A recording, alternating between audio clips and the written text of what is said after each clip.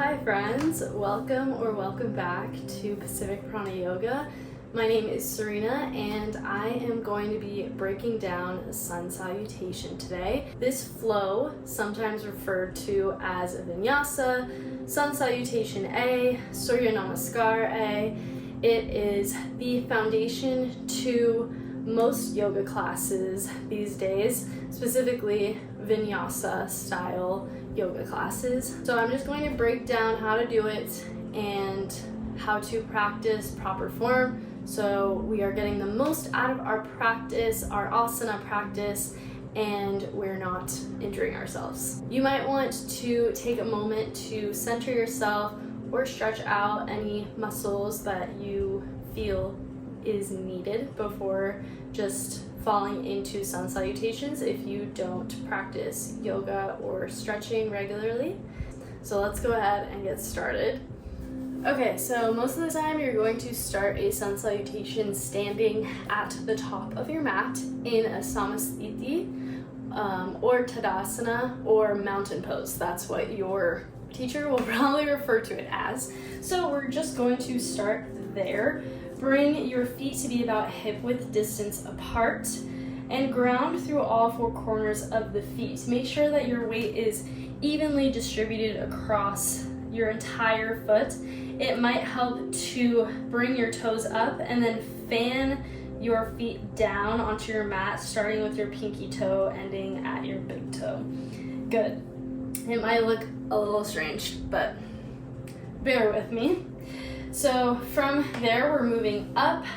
Our hips want to be neutral or pelvis neutral, and your palms are facing in towards your body.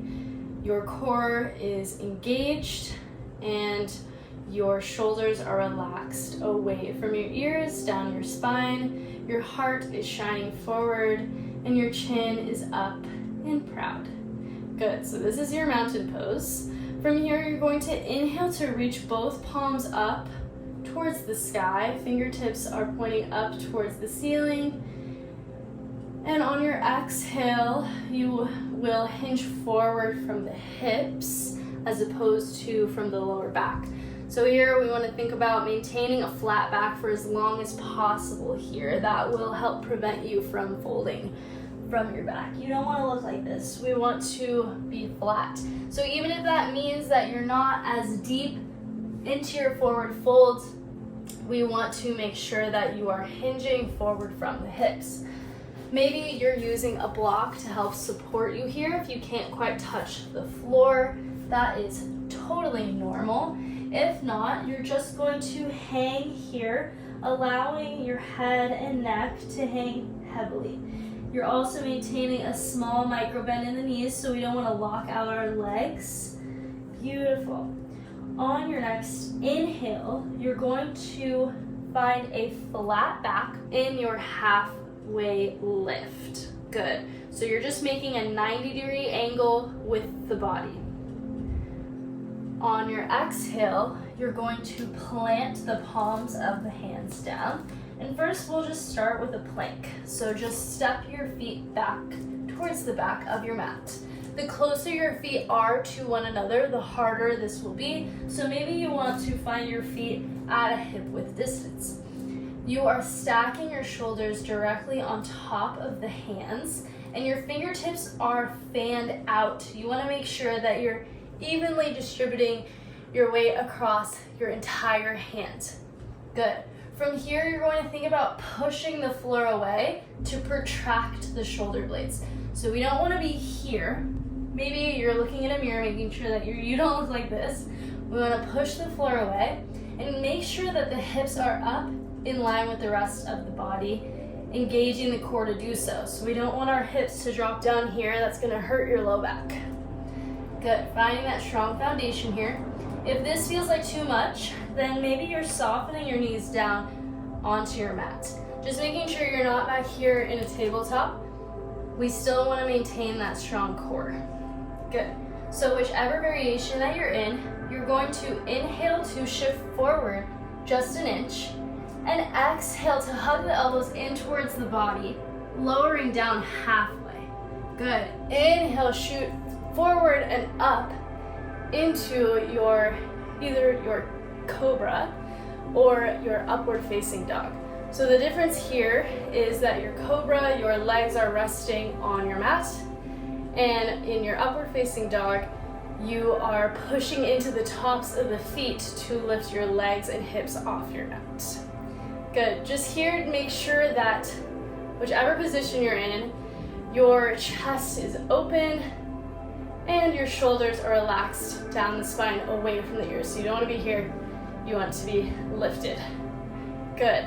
On your exhale, tuck your toes, lift your hips up towards the sky, and come through into your downward facing dog. Here we want to think about pushing our chest back towards our knees. And again, those shoulders are staying relaxed down the spine. We also want to think about pointing the tailbone up towards the sky and our heels down towards the earth. Good. Again, making sure that those fingertips are spread out wide. We're almost pretending like we're grabbing the mat.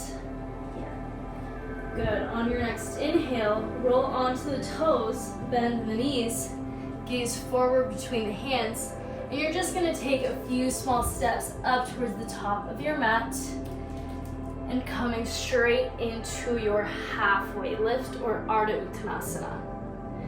Good. Maintaining that flat back here. Exhale, hinge forward from the hips again into your Uttanasana or standing forward fold. Good. Head and neck are hanging heavy.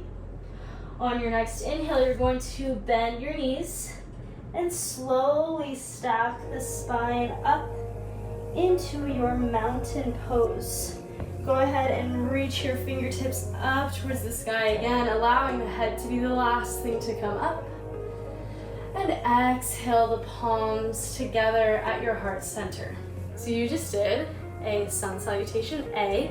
We're going to move through that now, linking our movement to our breath.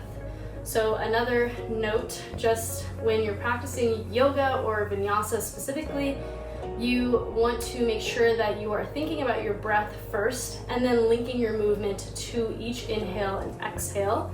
And I will go ahead and guide you through that in regards to Sun Salutations. So again, we are starting in a mountain pose or Samasthiti or Tadasana. On your inhale, we're reaching both arms up, growing tall. On your exhale, hinge forward from the hips, Uttanasana, or standing forward folds. Inhale, halfway lift, flat back. Exhale, plant both hands down, step back, plank, shift forward an inch, and lower down halfway, Chaturanga. Inhale, push up into your upward facing dog, untucking those toes, heart shines forward.